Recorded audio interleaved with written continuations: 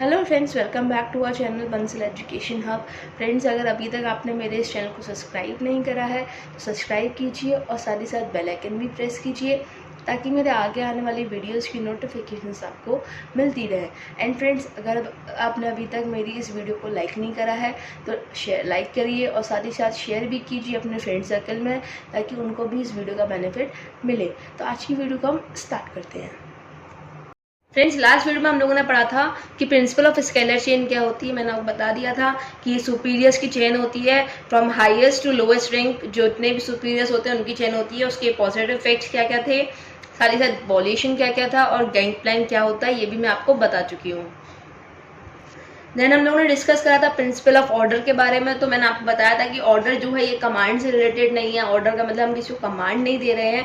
यहाँ ऑर्डर का मतलब है कि हम लोग जो मैन और मटेरियल है उसकी ऑर्डरली अरेंजमेंट की बात कर रहे हैं, उसके प्रॉपर प्लेस की बात कर रहे हैं कि कौन सा मटेरियल कहाँ होना चाहिए, कौन से मैन कहाँ मिलने चाहिए। मतलब एक मैन और मटेरियल का एक प्रॉपर अरेंजमेंट, ऑर्डरली अरेंजमेंट, वो क्या है, प्रिंसिपल ऑफ ऑर्डर। इसकी पॉजिटिव इफेक्ट्स और वॉल्यूशन में आपको ऑलरेडी बता चुकी हूँ। एंड देन लास्ट हमने बात करी थी प्रिंसिपल ऑफ इक्विटी के बारे में। तो फ्रेंड्स, इक्विटी मैंने आपको बताया था आप अपने एम्प्लॉयज के साथ काइंड ऑफ फेयर जस्टिस करें, वो क्या है, प्रिंसिपल ऑफ इक्विटी है। अगर आपने मेरी लास्ट वीडियो को नहीं देखा है और अगर आपको ये तीनों प्रिंसिपल्स अभी समझ में नहीं आए तो आप लोग लास्ट वीडियो को जाकर देख सकते हैं। उसमें मैंने आपको ये तीनों प्रिंसिपल्स बहुत अच्छी तरीके से समझाए हैं, प्लस एग्जाम्पल देके समझाए हैं, वहाँ आपको डेफिनेटली समझ में आ जाएंगे। एंड उसके बाद भी अगर कोई डाउट है तो आप लोग मुझसे कमेंट सेक्शन में पूछ सकते हैं। सो फ्रेंड्स, आज हम लोग डिस्कस करने जा रहे हैं stability of tenure of personal के ऊपर, यानी कि principle of stability of tenure of personal. तो देखो फ्रेंड्स, इस प्रिंसिपल को याद रखने के लिए मैं आपको एक कीवर्ड बताती हूँ जो कि है जॉब सिक्योरिटी। क्या कीवर्ड है? Job security. बिकॉज ये अक्सर ये क्वेश्चंस जो हैं केस स्टडी में पूछे जाते हैं। तो ऑलमोस्ट जब भी जॉब सिक्योरिटी का अगर केस स्टडी में कहीं ना कहीं अगर आपको ये वर्ड देखने को मिलता है तो चांसेस ज़्यादा हैं कि यहाँ पे जो प्रिंसिपल यूज़ होगा वो किसका होगा, stability of tenure of personal का। तो बेसिकली प्रिंसिपल क्या कहता है, ये प्रिंसिपल कहता है कि जो मैनेजमेंट है उसे अपने एम्प्लॉयज़ के अंदर एक फीलिंग डेवलप क्रिएट करनी चाहिए, जो कि किसकी फीलिंग होनी चाहिए, जॉब सिक्योरिटी की। तो देखिए, according to this principle the management must provide the feeling of job security among the employees. जो मैनेजमेंट है उसको प्रोवाइड करनी चाहिए एक ऐसी फीलिंग किसकी, जॉब सिक्योरिटी की among employees. Thus the employees can contribute their maximum efforts, ताकि जो एम्प्लॉयज़ हैं वो अपने मैक्सिमम एफर्ट्स कंट्रीब्यूट कर सकें। देखिए, ये बात ऑब्वियस है, जब एम्प्लॉयज़ की जॉब जो है वो सिक्योर होगी तो वो अपना जो मैक्सिमम कंट्रीब्यूट कर सकते हैं ऑर्गेनाइजेशन के अंदर। लेकिन ऑन द अदर हैंड अगर वो ये सोचेंगे उनकी जॉब सिक्योर नहीं है तो उनका आधे से ज़्यादा ध्यान तो इसी में लगा रहेगा कि उनकी जॉब सिक्योर नहीं है, तो वो अपना मैक्सिमम दे नहीं पाएंगे ऑर्गेनाइजेशन में। ठीक है, तो इट इज़ नेसेसरी कि जो मैनेजमेंट है वो जॉब सिक्योरिटी की फीलिंग अपने एम्प्लॉयज़ के अंदर क्रिएट करे, डेवलप करे। नेक्स्ट सबसे ज़्यादा इंपॉर्टेंट पॉइंट है यहाँ पे, वो क्या है, ट्रांसफ़र के ऊपर। किसके ऊपर? ट्रांसफ़र के ऊपर। अब देखो, ट्रांसफ़र के ऊपर कैसे है, अगर आपकी, चलो आपने अपने एम्प्लॉयज़ में जॉब सिक्योरिटी भी प्रोवाइड करी, आपने अपने एम्प्लॉयज़ में जॉब सिक्योरिटी की फीलिंग दे दी, लेकिन सपोज़ मैं आप ही की एग्जांपल ले रही हूँ, सपोज़ आप प्रोडक्शन मैनेजर के तौर पे एक कंपनी में काम कर रहे हैं। ठीक है, आपको प्रोडक्शन मैनेजर के तौर पे केवल 1 महीना हुआ है जॉब को लिए हुए, वहीं तभी आपको क्या हो रहा है, ट्रांसफ़र लेटर आया था कि आपको सेल्स मैनेजर की पोस्ट पे ट्रांसफ़र कर दिया गया है। ठीक, अब आप ये बताइए, कोई भी पर्सन, उसको जॉब में सेटल होने के लिए क्या चाहिए, टाइम चाहिए। क्या चाहिए? टाइम।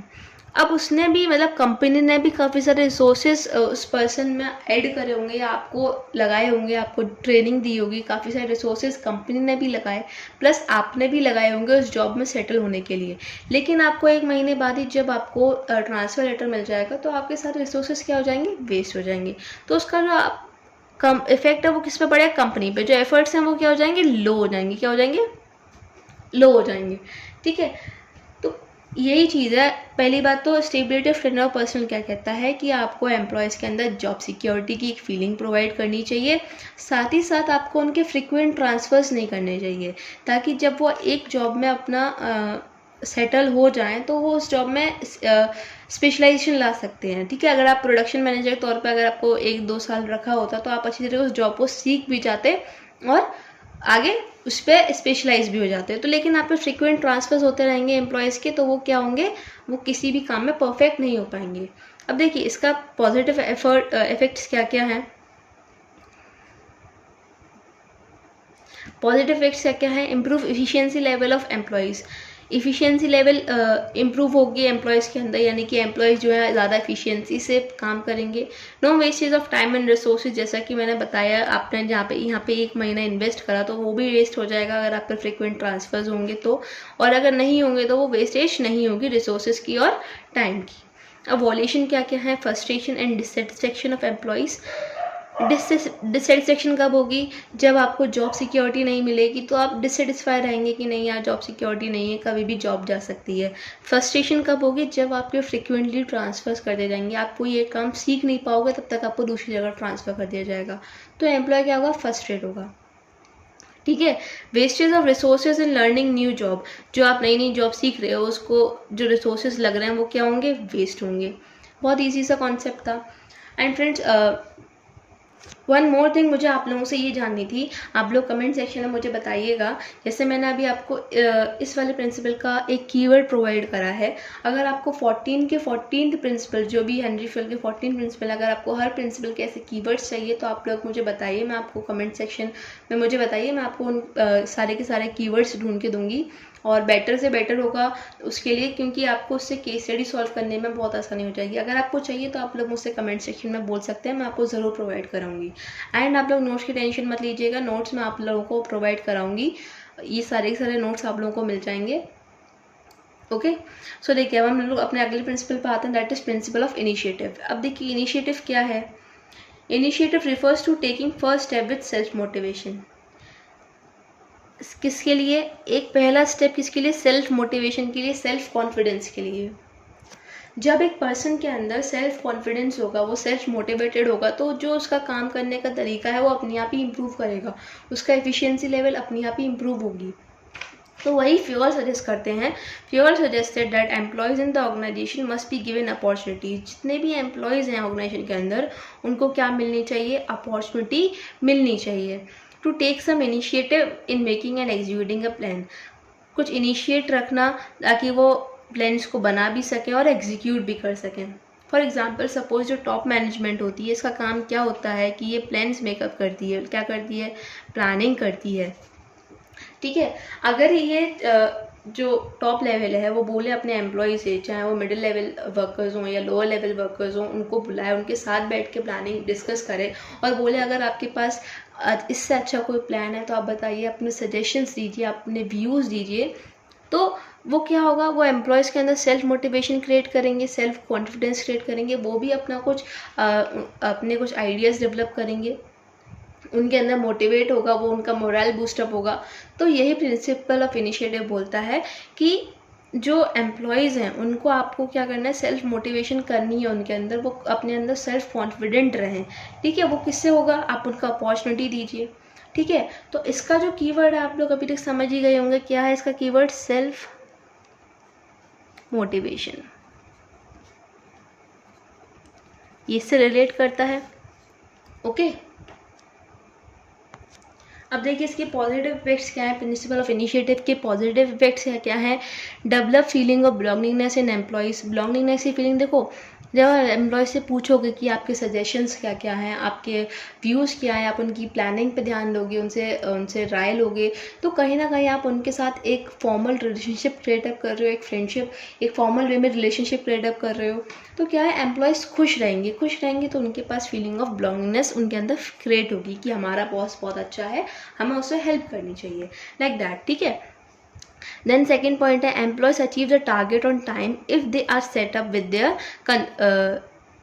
कंसल्टेशन।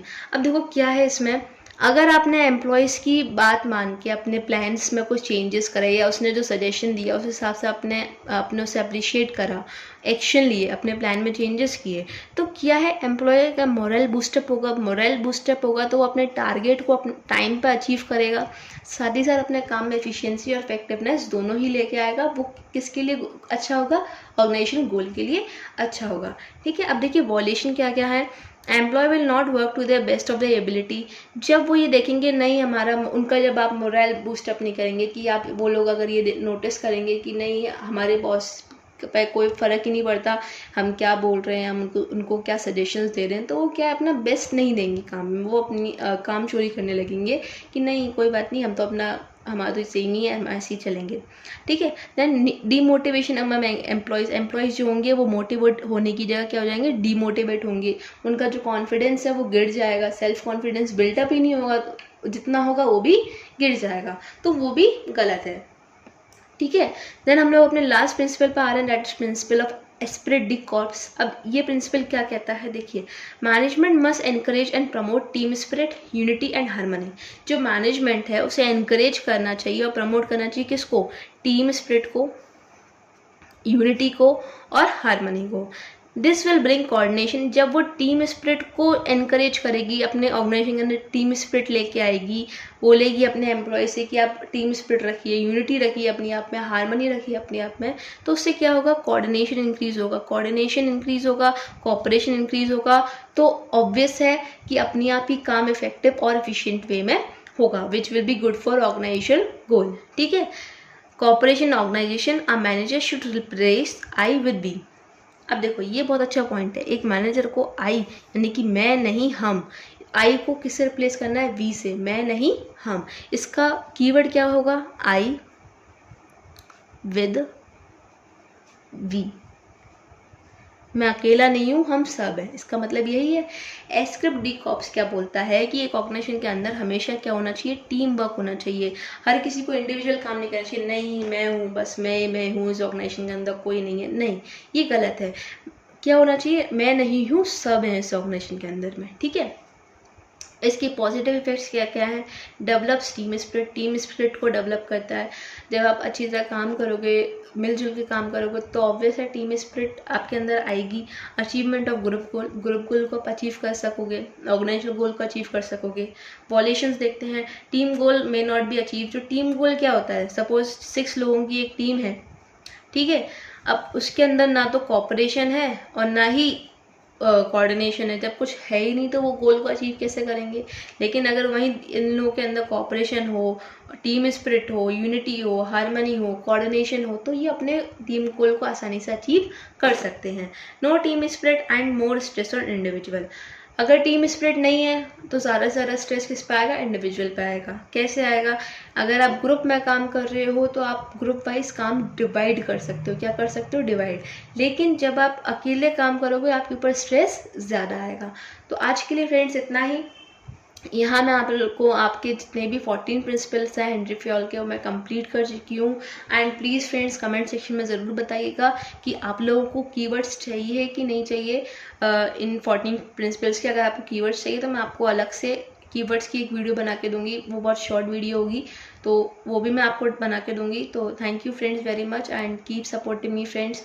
मेरे चैनल को सब्सक्राइब कीजिए, वीडियो को लाइक और शेयर करिए, जितना ज़्यादा हो सके उतना कीजिए शेयर। और thank you once again, keep supporting me.